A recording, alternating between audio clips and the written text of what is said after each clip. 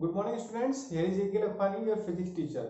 आज अपन डील करेंगे next part of our chapter number 1, that is electric charges and fields. और आज अपन बात करेंगे प्रिंसिपल ऑफ सुपरपोजिशन के बारे में। पिछले लेक्चर में अपन ने कूलम्स लॉ के बारे में बात की थी, जहां अपन ने फोर्स देखा था कि जो दो चार्जेस होते हैं उनके बीच में फोर्स कितना होता है। आज उसी से रिलेटेड एक और टर्म है अपने पास, प्रिंसिपल ऑफ सुपरपोजिशन। देखते हैं क्या होता है ये। In a system of n charges, the total force on any one charge is the vector sum of forces due to all remaining charges on this charge। ठीक है, तो ये तो अपन ने लिख दिया कि प्रिंसिपल ऑफ सुपरपोजिशन ये होता है। अब इसे अपन समझने की कोशिश करते हैं यहाँ पे एक्चुअली बोला क्या गया है। तो यूं समझिए कि यहाँ पे मान लीजिए मेरे पास दो चार्ज है, एक है Q1 चार्ज और एक है Q2 चार्ज। ठीक है, तो ये तो दो चार्ज हो गए मेरे पास। मुझे ये बताना है कि सेकेंड चार्ज पे फोर्स कितना लगेगा। क्या बताना है मेरे को? फोर्स ऑन टू, सेकेंड वाले चार्ज पे फोर्स कितना लगेगा मेरे को ये बताना है। तो सेकेंड वाले चार्ज पे फोर्स कौन लगाएगा? यहाँ पे तो सिर्फ एक ही और दूसरा चार्ज है, तो वही फोर्स लगाएगा इसके ऊपर। तो कौन लगाएगा सेकेंड वाले चार्ज के ऊपर फोर्स? Q1 लगाएगा। तो यहाँ पे क्या हो जाएगा? F21। ठीक है, इसे अपन क्या बोलते हैं? Force on two due to one. क्योंकि यहाँ पे एक ही चार्ज है, दूसरा और जो टू के ऊपर फोर्स लगा सकता है, तो सिर्फ जो पहला वाला चार्ज है वही उसके ऊपर क्या लगाएगा? फोर्स लगाएगा। तो ऐसे अपन ने लिख दिया। अब मान लीजिए मेरे पास कि मेरे पास कितने चार्ज है, यहाँ पे एक Q1 चार्ज है, एक मेरे पास Q2 चार्ज है और एक मेरे पास Q3 चार्ज है। ठीक है, और मुझे ये बताना है कि ये जो थर्ड वाला चार्ज है Q3, इस पे कितना फोर्स लगेगा। तो फोर्स ऑन 3 निकालना है मेरे को, फोर्स ऑन थर्ड चार्ज यहाँ पे। तो थर्ड चार्ज पे फोर्स कौन कौन लगाएगा? पहला वाला चार्ज भी फोर्स लगाएगा, दूसरा वाला भी फोर्स लगाएगा, पास में तो फोर्स तो लगेगा। अब पहला वाले के जैसे फोर्स कितना होगा? It will be equals to force on 3 due to 1, तो F31 हो गया। प्लस 2 भी लगाएगा 3 के ऊपर, तो क्या हो जाएगा ये? Force on 3 due to 2। मतलब जिसके ऊपर फोर्स लगता है उसे पहले लिखते हैं, और जो लगाता है फोर्स उसको अपन क्या लिखते हैं? बाद में लिखते हैं। ऐसे मान लीजिए एक चार्ज और होता, मान लीजिए यहाँ पे अगर Q4 भी होता इसी फील्ड में, तो Q4 भी क्या करता? Q3 के ऊपर फोर्स लगाता, तो फिर क्या हो जाता है? यहाँ पे अपन एक और जोड़ देते, क्या हो जाता? Force on 3 due to 4।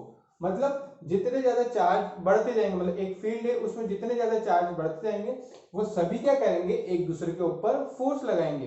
तो मतलब अगर किसी भी एक चार्ज के ऊपर अपन फोर्स की बात करें, तो वो एक चार्ज के ऊपर फोर्स कितना होगा? वो वेक्टर सम होगा फोर्स का। यहाँ पे लिखा ना vector sum of forces. Force क्या है? वेक्टर क्वांटिटी है। तो वेक्टर सम होगा फोर्स का due to all remaining charges. वहां पे जितने भी और रिमेनिंग चार्जेस है, इसके अलावा और जितने भी चार्जेस हैं जो यहाँ पे प्रेजेंट है, वो सभी इसके ऊपर क्या लगाएंगे? फोर्स लगाएंगे। उसका जो वेक्टर सम होगा वही क्या होगा? इसके ऊपर टोटल फोर्स होगा, जिस भी चार्ज के बारे में अपन बात कर रहे हैं। तो यही होता है अपना प्रिंसिपल ऑफ सुपरपोजिशन। अब मान लीजिए यहाँ पे n नंबर ऑफ चार्जेस होते हैं। ठीक है, तो मेरे को बताना होता है कि फोर्स ऑन n चार्ज पे कितना फोर्स लगेगा। तो कितना लगेगा n चार्ज पे? तो force on n due to 1, पहले तो पहले वाले की वजह से, फिर दूसरा के जैसे क्या होता है? Force on n due to 2।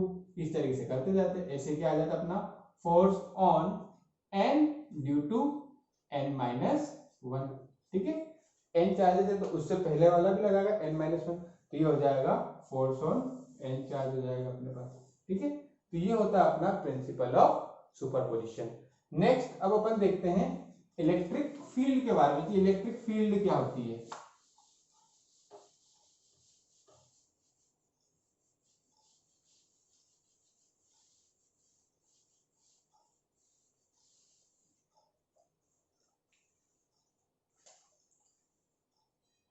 Electric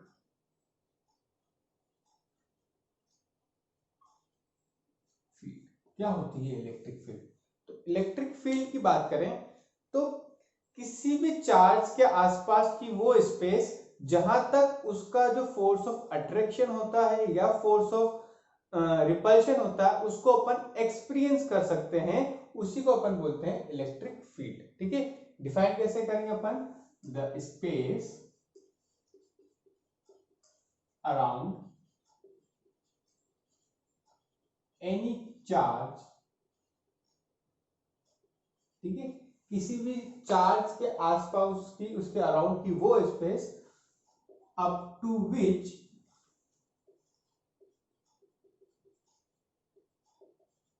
it's effect, जहां तक उसका इफेक्ट, इफेक्ट में क्या आता है, फोर्स ऑफ अट्रैक्शन और रिपल्शन, या अट्रैक्ट करेगा या रिपेल करेगा, ठीक है। तो किसी भी चार्ज के आसपास की वो स्पेस जहां तक उसका क्या होता है, जो इफेक्ट होता है, इफेक्ट कौन सा, फोर्स ऑफ अट्रैक्शन बोले या फोर्स ऑफ रिपल्शन बोले, can be experienced, can be experienced, it's called electric, ठीक है, इसी को अपन क्या बोलते हैं, इलेक्ट्रिक फील्ड बोलते हैं। अब कुछ समझते हैं अपन इसमें और एग्जांपल से। मान लीजिए मेरे पास एक चार्ज है प्लस क्यू, ठीक है, तो ये प्लस क्यू चार्ज है, तो इसकी क्या होगी, इसके आसपास कोई ना कोई फील्ड होगी। अब मान लीजिए इसके पास में एक अपन ने रख रखा है टेस्ट चार्ज, है ना, टेस्ट चार्ज मतलब बहुत छोटा चार्ज होता है, ये इतना छोटा होता है कि इसकी कोई फील्ड नहीं होती, फील्ड नहीं होती मतलब ये किसी दूसरे के ऊपर फोर्स नहीं लगाता है, ठीक है, लेकिन खुद एक्सपीरियंस तो कर सकता है ना, जो दूसरा चार्ज जो इस पर फोर्स लगा रहा है वो तो ये एक्सपीरियंस करेगा, ये किसी के ऊपर फोर्स नहीं लगाता। अब यहाँ पे प्लस क्यू चार्ज है, ठीक है, और ये टेस्ट चार्ज रहता है ना, ये भी क्या रहता है, पॉजिटिव रहता है। तो अब ये क्या करेगा, ये इसके ऊपर फोर्स लगाएगा, फोर्स लगाएगा तो क्या बोलेगा, इधर दूर भगाएगा ऐसे, तो यहाँ पे फोर्स क्यों लगेगा, इस तरीके से फोर्स लगेगा। तो यहाँ पे ये जो फील्ड थी इसकी, अगर इसकी फील्ड में आएगी, जो प्लस क्यू चार्ज है इसकी अगर फील्ड में टेस्ट चार्ज आया तो इसके ऊपर फोर्स लगेगा, जिसकी वजह से ये क्या होगा, रिपेल होगा, दूर जाएगा उसी लाइन में, ठीक है। अब एक चीज और अपन को समझना है कि मान लीजिए कि कोई चार्ज रहता है प्लस क्यू, ठीक है, तो प्लस क्यू चार्ज की जो इलेक्ट्रिक फील्ड रहती है, इसकी जो फील्ड रहती है वो हमेशा कैसी रहती है, वो आउटवर्ड रहती है, आउटवर्ड मतलब बाहर की तरफ रहती है, ठीक है, इस तरीके से।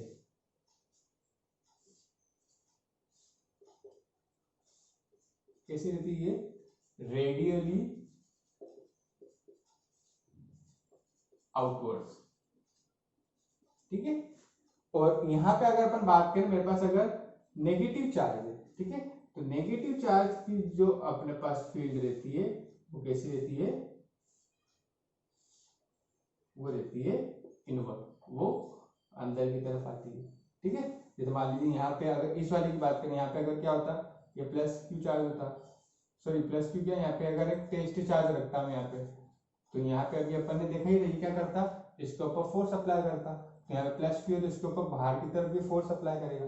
लेकिन अगर यहाँ पे अगर मैंने क्यू नॉट रखा है तो ये तो क्या करेगा, इसको अट्रैक्ट करेगा, तो इसे और पास लाएगा, तो इसकी इलेक्ट्रिक फील्ड क्या होगी, अंदर की तरफ जाती है, ठीक है। तो इसकी जो इलेक्ट्रिक फील्ड रहती है वो कैसी रहती है, रेडियली इनवर्ट, ठीक है। तो यहाँ पे लिख देते हैं, जो अगर यूं पूछा जाता है इसमें कि पॉजिटिव चार्ज से जो इलेक्ट्रिक फील्ड रहती है वो कैसी रहती है, वो रहती है रेडियली आउटवर्ड, और यहाँ पे कैसी रहती है, रेडियली इनवर्स, ठीक है। या इसमें अपन बोले कि जो इसकी इलेक्ट्रिक फील्ड रहती है क्या करती है, moves away from the charge, ठीक है। जो अपने पॉजिटिव चार्ज की जो इलेक्ट्रिक फील्ड रहती है वो चार्ज से दूर जाती है, अवे जाती है। वहीं अगर अपन नेगेटिव चार्ज की बात करें तो इसकी जो इलेक्ट्रिक फील्ड रहती है मूव्स टुवर्ड्स द चार्ज, ये चार्ज की तरफ जाती है इसकी जो इलेक्ट्रिक फील्ड रहती है, ठीक है।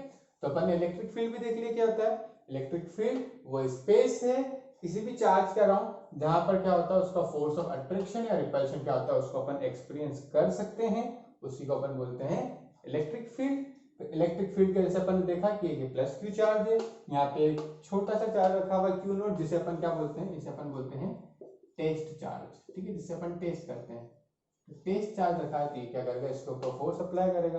क्यों करेगा, क्योंकि इसकी क्या होगी, इसके आसपास इलेक्ट्रिक फील्ड जनरेट होती है, ठीक है। तो उस इलेक्ट्रिक फील्ड की वजह से ही क्या होता है, अट्रैक्शन या रिपल्शन होता है।